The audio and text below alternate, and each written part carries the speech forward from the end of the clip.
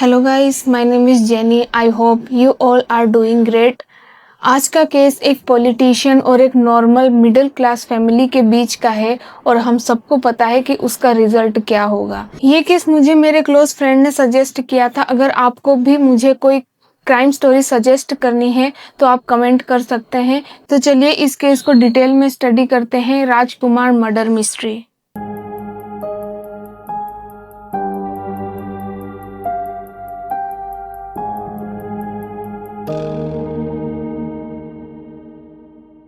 Ratanlal Jat proper Rajasthan के भीलवाड़ा के रहने वाले थे। वो अपनी वाइफ और 3 बच्चों के साथ खुशी खुशी रह रहे थे, लेकिन उनकी कमाई इतनी अच्छी नहीं हो रही थी। इसीलिए उन्होंने सोचा कि राजस्थान से बाहर जाकर कोई काम करना चाहिए। इसीलिए 1990 में रतनलाल अपनी फैमिली को लेकर राजस्थान से 600 किलोमीटर दूर गुजरात के गोंडल जिले में रहने आ गए थे। रतनलाल ने वहां पर पाव भाजी की शॉप खोली थी, जो कि बहुत अच्छी भी चलने लग गई थी। रतनलाल ने अपने तीनों बच्चों की पढ़ाई गुजरात में ही कराई थी। रतनलाल के 2 डॉटर और 1 सन था, जिसमें सन का नाम राजकुमार था। रतनलाल ने अपने बेटे राजकुमार को यूपीएससी की प्रिपरेशन के लिए दिल्ली के वाजीराम एंड रवि कोचिंग में एडमिशन दिलाया था। राजकुमार का जब कोचिंग का कोर्स पूरा हो गया था तो वो वापस गोंडल आ गया था। यूपीएससी के एग्जाम में अभी कुछ समय बाकी था। रतनलाल ने अपने बेटे की पढ़ाई डिस्टर्ब न हो, इसके लिए अपने घर के पास ही किराए पर रूम दिला दिया था। राजकुमार दिन भर पढ़ाई वहीं किया करता था और सिर्फ खाना खाने के लिए ही अपनी फैमिली के पास आता था।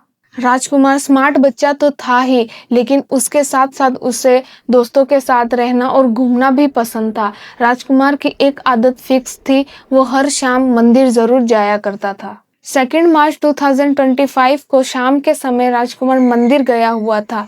रतनलाल भी अपनी शॉप पर थे। रतनलाल ने राजकुमार को कॉल लगाया और पूछा कि वो अभी इस वक्त किस जगह पर है, जिसमें राजकुमार ने आंसर दिया कि वो मंदिर आया हुआ है। रतनलाल ने कहा कि वो दोनों घर साथ जाएंगे और इसके बाद कॉल कट कर दिया था। राजकुमार पूजा करके मंदिर से पापा की शॉप पर चला गया था और दोनों बाइक से घर जा रहे थे। बाइक राजकुमार चला रहा था और थोड़ी स्पीड में भी चला रहा था, जिस पर रतनलाल ने बोला कि बाइक को रोक, ताकि बाइक वो खुद चलाएं, और रतनलाल राजकुमार को डांट भी रहे थे। जहां पर राजकुमार ने बाइक रोकी थी वहां पर एक विला भी था और उस विला का नाम गीता विला था, गोंडल विधायक गीताबा जयराज सिंह जडेजा का घर। जब रतनलाल राजकुमार को डांट रहे थे तब इस विला में बॉडीगार्ड और कुछ लोग उनकी बातें सुन रहे थे। इसके बाद इन लोगों ने रतनलाल और राजकुमार को इस विला में बुलाया और कुछ देर बातचीत की। थोड़ी देर बातचीत करने के बाद रतनलाल और राजकुमार घर के लिए रवाना हो गए थे। रतनलाल अपनी फैमिली के साथ था और राजकुमार रेंटेड वाले रूम में चला गया था। 3 मार्च 2025 को रतनलाल जब राजकुमार को ढूंढ रहे थे तो वो उन्हें कहीं नहीं मिल रहा था। न तो वो फैमिली के साथ था और न ही रेंटेड वाले रूम में था।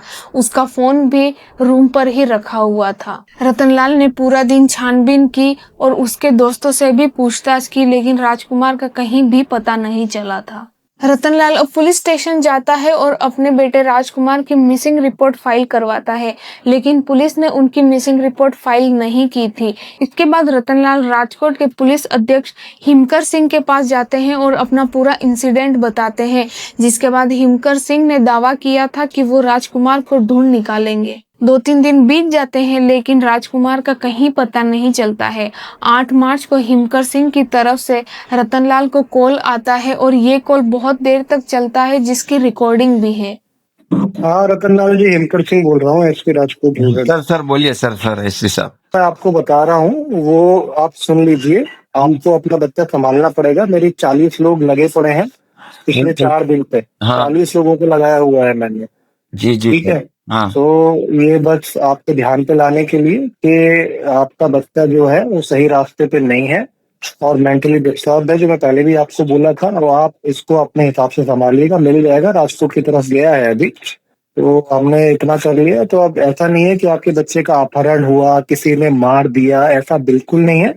पुलिस के अकॉर्डिंग लड़का गलत संगत में पड़ गया था, लेकिन अगर ऐसा कुछ हुआ होता तो फैमिली को तो पहले पता होता है। इसके बाद हिमकर सिंह के अकॉर्डिंग राजकुमार को राजकोट में ट्रैक किया गया था और उनका कहना था कि वो जल्द ही घर वापस आ जाएगा, लेकिन नेक्स्ट डे 9 मार्च हो जाती है, तब तक भी राजकुमार घर नहीं आया था। अब रतनलाल ने सोचा कि कोर्ट ही लास्ट ऑप्शन है, इसीलिए वो अपने रिलेटिव्स के साथ कोर्ट चला जाता है। लेकिन इसके कुछ देर बाद ही राजकुमार की बहन पूजा को एक कॉल आता है और ये कॉल राजकोट के सिविल हॉस्पिटल से था, जिसमें पूजा को बोला गया था कि मोर्चरी में एक डेड बॉडी है और उसकी पहचान के लिए फैमिली को हॉस्पिटल आना पड़ेगा। इतना कहकर कॉल कट हो जाता है।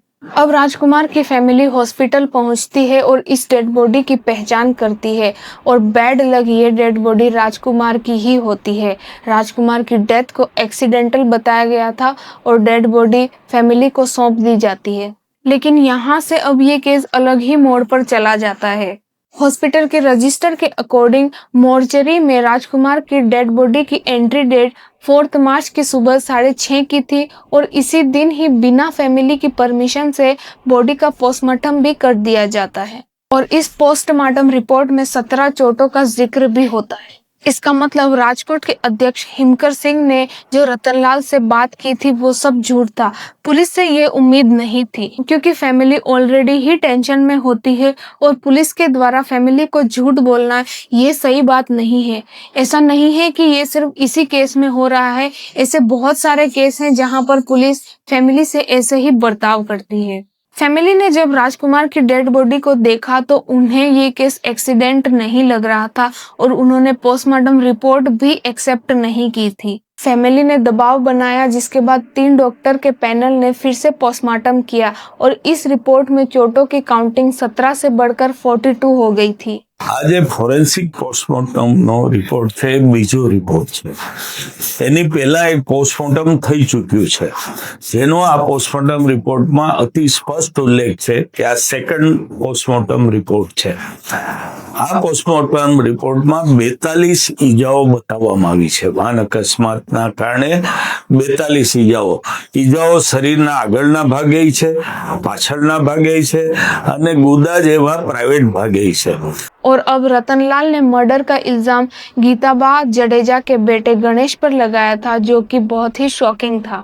दरअसल रतनलाल के अकॉर्डिंग 2 मार्च की रात को जब उन्हें और उनके बेटे को इस विला के अंदर बुलाया गया था, तब गणेश के बॉडीगार्ड ने उनसे मारपीट की थी, जिसका ऑर्डर खुद गणेश ने ही दिया था। पुलिस अब छानबीन करती है और इस विला का 2 मार्च का सीसीटीवी फुटेज भी सामने आता है, लेकिन इसमें एक स्ट्रेंज बात थी। इस सीसीटीवी फुटेज में एंट्री की तो रिकॉर्डिंग थी, लेकिन एग्जिट की कोई फुटेज नहीं थी। 4 मार्च की रात तरगड़िया फ्लाईओवर पर राज को सीसीटीवी रिकॉर्डिंग में देखा गया था, जिसमें वो जख्मी हालत में दिखाई दे रहा था, लेकिन जहां पर उसका एक्सीडेंट हुआ था वहां की कोई रिकॉर्डिंग नहीं है, क्योंकि उस जगह कोई सीसीटीवी ही नहीं था। एक ट्रक ड्राइवर ने पुलिस को बताया कि उसने 4 मार्च की रात को इस डेड बॉडी को देखा था। ड्राइवर ने पुलिस को टाइमिंग भी बताई, जिसके बाद पुलिस ने उस टाइमिंग के अकॉर्डिंग जितने भी व्हीकल उस एरिया से गुजरे थे उन सभी से बातचीत की। उन सभी व्हीकल में से एक बस भी उसी एरिया से निकली थी। पुलिस ने उस बस के ड्राइवर से भी पूछताछ की, जिसके बाद उस ड्राइवर ने एक्सेप्ट किया था कि वो एक्सीडेंट उसी से ही हुआ था। उसने बताया कि उसे पता था कि उसने एक पर्सन को हिट किया था, लेकिन वो डर गया था, इसलिए उसने बस नहीं रोकी थी और वो वहां से फरार हो गया था। अब पुलिस नेक्स्ट डे कॉन्फ्रेंस करती है, जिसमें इस केस को पुलिस ने एक्सीडेंटल बता दिया था। लेकिन राज की फैमिली अब भी एक्सेप्ट नहीं कर रही थी कि राज का एक्सीडेंट हुआ था। राज की फैमिली ने गणेश जडेजा पर आरोप लगाया कि उसी के लोगों ने राज को घर से उठाया होगा और साजिश करके सीसीटीवी फुटेज के सामने उसे दिखाया और उसके बाद उसका मर्डर करके उसे सड़क पर ही फेंक दिया था। अब ये केस एक्सीडेंट जैसा दिख तो नहीं रहा, इसे दिखाया जा रहा है, लेकिन इस चीज का कोई प्रूफ नहीं है कि उसका मर्डर हुआ था। अब रही बात गणेश जडेजा की, उन पर तो पहले से ही केस हो चुके हैं। उनके फादर जयराज सिंह जडेजा पर भी कंप्लेन है। 2004 में एक केस हुआ था जिसमें गुजरात हाई कोर्ट ने अगस्त 2017 में जयराज सिंह को लाइफ टाइम इम्प्रिजनमेंट यानी उम्र कैद की सजा सुनाई थी। इसके बाद उनकी वाइफ गीताबा को टिकट मिला था और वो जीत भी गई थी और फिलहाल जयराज सिंह बेल पर बाहर हैं। राज की फैमिली ने हाई कोर्ट में भी कंप्लेन फाइल की थी, जिसके बाद 4 अप्रैल 2025 को हियरिंग थी और ये हियरिंग किसी वजह से टल गई थी। इसके बाद नेक्स्ट डेट 9 अप्रैल 2025 की दी गई थी और अभी तक ये प्रोसेस चालू ही है। राज की फैमिली ने सीबीआई की भी मांग की है, लेकिन कोर्ट ने अभी तक इस पर अप्रूवल नहीं दिया है। नमस्कार, मैं पूजा जाट, राजकुमार जाट की बहन, भारत के सभी नागरिकों से एक निवेदन करना चाहती हूँ। मेरे भाई की गुजरात के कोंडल शहर में निर्ममता से हत्या कर दी गई है। ये हत्या पूर्व धारासभ्य जयराज सिंह जडेजा के बेटे गणेश जडेजा द्वारा की गई है। हमने एफआईआर करने की कोशिश की, लेकिन हमारी वहाँ पे कोई नहीं सुन रहा। हमने फिर हाईकोर्ट जाने का फैसला किया। हाईकोर्ट में पिटीशन दायर किए हुए आज 2 महीने हो चुके हैं, लेकिन हमारा अभी तक तारीख पे तारीख मिल रही है, एक भी सुनवाई नहीं हो पाई है। मेरी माँ अभी भी मेरे भाई राज का इंतजार कर रही है। मेरे पापा की आंखों में अभी भी इतनी उदासी है। हमारी कोई सुनने वाला नहीं है। जो लोग हमारी सुन रहे हैं और जो हमारी मदद करना चाहते हैं, अल्पेश भाई कथिरिया, जिगिशा बेन पटेल, सरकार ने उनके पीछे भी आईबी और पुलिस लगा दी है। तो मेरा सरकार से ये सवाल है कि आप जो है आईबी हमारे जो न्याय में साथ खड़े हैं उनके पीछे लगाने की आवश्यकता है, या फिर जिन्होंने हत्या की है गणेश जडेजा और जयराज सिंह जडेजा उनके पीछे लगाने की आवश्यकता है। राजकुमार मर्डर मिस्ट्री के बारे में लोकसभा सांसद हनुमान बेनीवाल ने संसद में इस केस के बारे में बात भी की, लेकिन उसका कोई सॉल्यूशन नहीं निकला। राजस्थान के भीलवाड़ा जिले की सड़ा विधानसभा क्षेत्र के झबरकिया गांव निवासी राजकुमार जाट, जो यूपीएससी की तैयारी कर रहा था, गुजरात राज्य के राजकोट में गोंडल विधानसभा क्षेत्र में उसकी निर्मम हत्या कर दी। पूरे देश के जाट समाज में भारी रोष है। गुजरात पुलिस इस मामले में कुछ भी नहीं करी। हमने गृह मंत्री जी और प्रधानमंत्री जी को भी अवगत कराया। मेरी मांग है कि राजकुमार जाट हत्याकांड, जिसको लेके जाट समाज में भारी रोष है, इस मामले की सीबीआई जांच करा के वहां के पूर्व विधायक जयराज जडेजा और उसके परिवार के खिलाफ कड़ी कार्रवाई की जाए, उनके सलाखों के पीछे डाला जाए और एक अच्छा मैसेज दिल्ली साहब और सीबीआई जांच इसकी करें। मुझे नहीं लगता कि राजकुमार मर्डर मिस्ट्री इतना जल्दी सॉल्व होगी, क्योंकि हमारा लॉ सिस्टम ही बहुत स्लो है। नॉर्मल केस को सॉल्व होने में ही 4 से 5 साल लग जाते हैं और इस केस में तो पॉलिटिशियन भी इन्वॉल्व है, तो आराम से 5-10 साल तो निकल ही जाएंगे। और इन 5-10 सालों में हो सकता है कि जिस पर मर्डर का आरोप है वही पॉलिटिक्स का मेंबर बन जाए। मैं तो यही चाहूंगी कि विक्टिम को जस्टिस मिले और एक्यूज्ड को कड़ी से कड़ी सजा मिले। इसी के साथ ये केस भी यहीं पर एंड होता है। आई होप आपको वीडियो अच्छी लगी होगी। Please like, share, comment and subscribe my channel. Okay, bye bye.